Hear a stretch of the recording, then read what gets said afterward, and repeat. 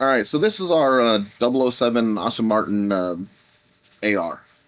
Built this for a customer who, actually for a client of a customer who has one of the 007 edition Aston Martins themselves. So he came to us wanting a gun built in that same fashion to tie in with the car itself.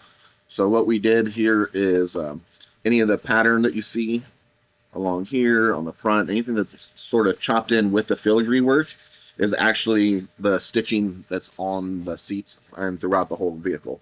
So they have a certain pattern that they tied in. So I want to tie in the actual look of the car that would look cool on the rifle. And you, if you know, you know, kind of thing. It's like if you're familiar with the car, you're like, oh, those are the seats. I see what you're doing there. If not, it doesn't take anything away from the actual look of the gun itself. So then we added in the majority of that car is grays and dark grays and carbon fiber. So we did a little bit lighter and a darker gray on this to be able to see the filigree work on here, but make it very subtle at the same time.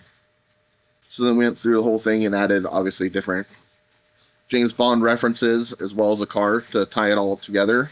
The red on here, all the stitching on the vehicle itself is red, so we wanted to add that into it. And my painter he started seeing the little details, man. So he just made it all pop and made it all work together. The actual owner of this rifle hasn't even seen it yet. Good buddy and a client of ours over at Deluxe Arms. They're the ones that contracted the gun for him. So the guy basically said he wants something that no one else has and to match his car. So that's what we did, man.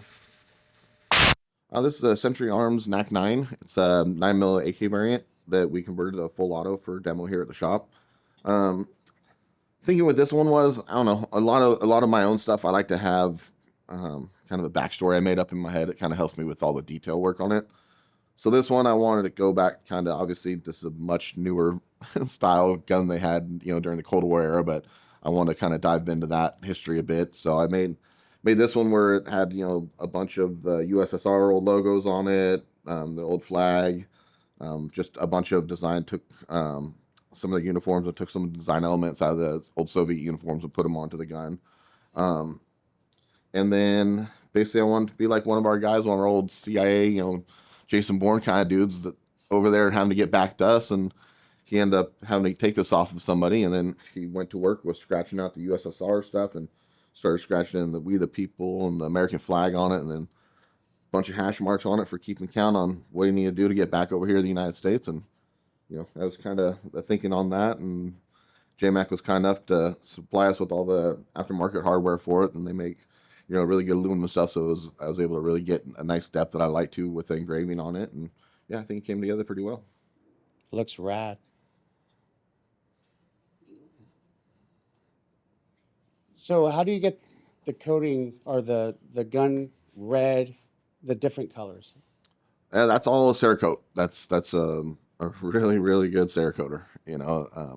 I am partners with Coated Arms. They're the only ones I trust to do any of my paint work. I mean, the guy's family. I've known him forever, and he's grown as an artist as I have. So it's very important to be able to have someone that's on your team that you could drop something with and not have to think about it and move on to the next project. So when he gets them, they're all raw or they need to be blasted because it has the factory, initial finishing on it. And he blasts it and he starts working his magic and goes in there and, with an X-Acto knife and tape and an airbrush and works his magic and makes them all the details pop.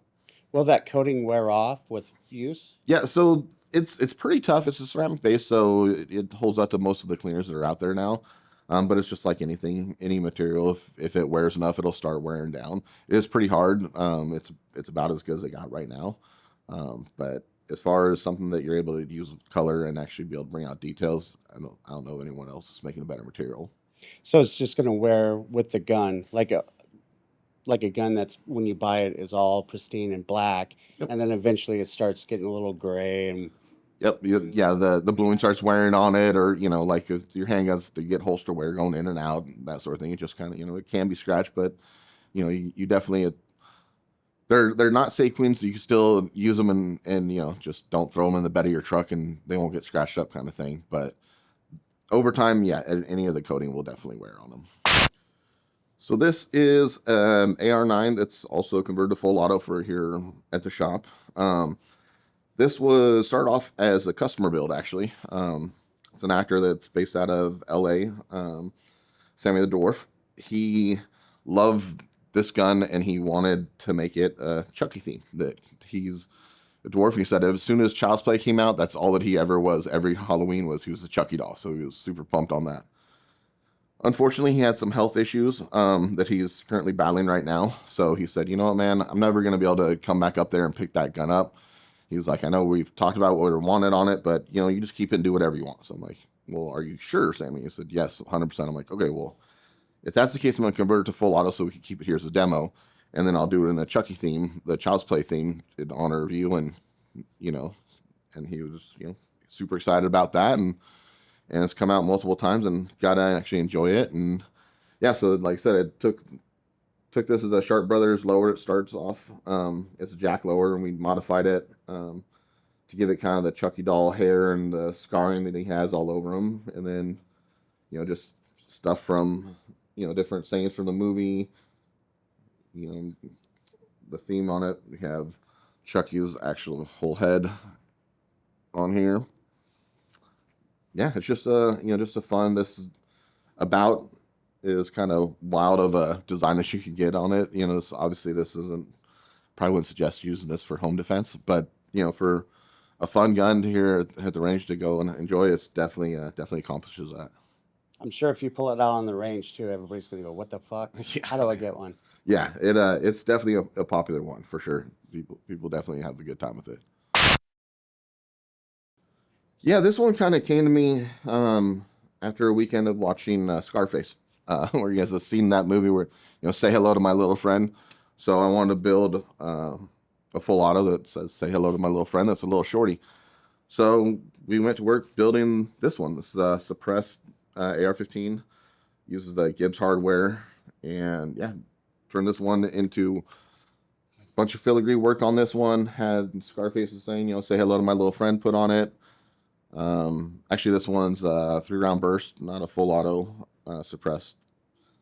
And yeah, it's just really no reason for this except to have fun with it, you know. And I really like doing the filigree work, so you know that kind of tied in with the movie with him living his lavish lifestyle like he was before then there. So I want to make something that I thought Scarface would actually enjoy. So It is badass. this is a little Staccato CS. This is a customer's gun that's just about ready to go back to him. He was kind enough to let us keep it here until SHOT Show, so some people come by and check it out and show it off to those guys over at Staccato. This is part of a really cool set he's doing.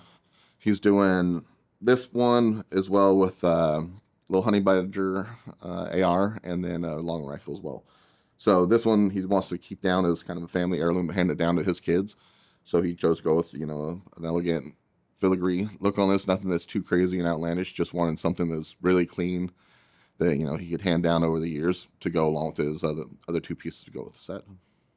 So you kept the staccato markings, and then you just made it a little Yeah, the filigree work to it and stuff. classic, right? Yeah, Like but what you'd see on an old revolver. Yep, exactly that kind of thinking. Like I said, he just wanted to have something new that he obviously enjoyed shooting, but wanted to have that classic look to be able to hand down.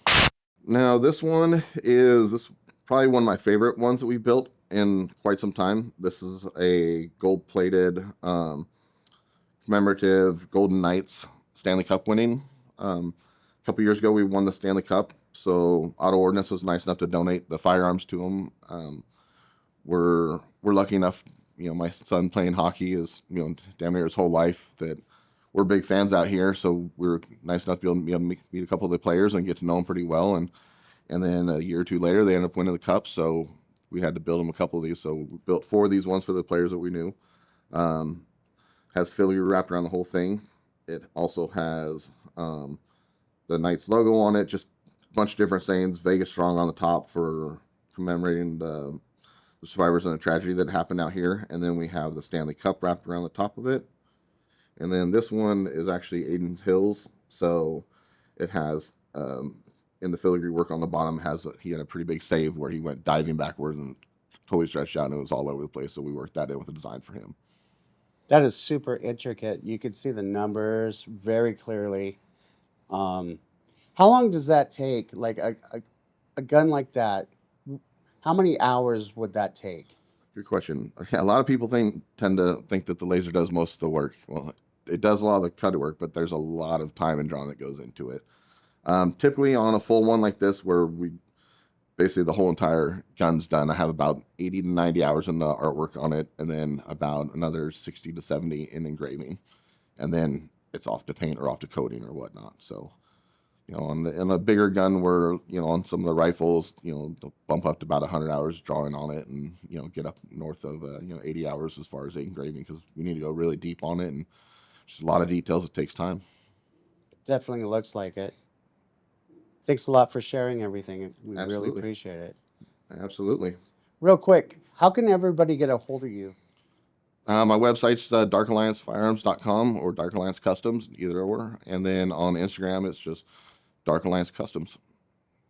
Thank you so much for spending time with us during SHOT Show. I know it's so busy, and it means a lot. No problem, man.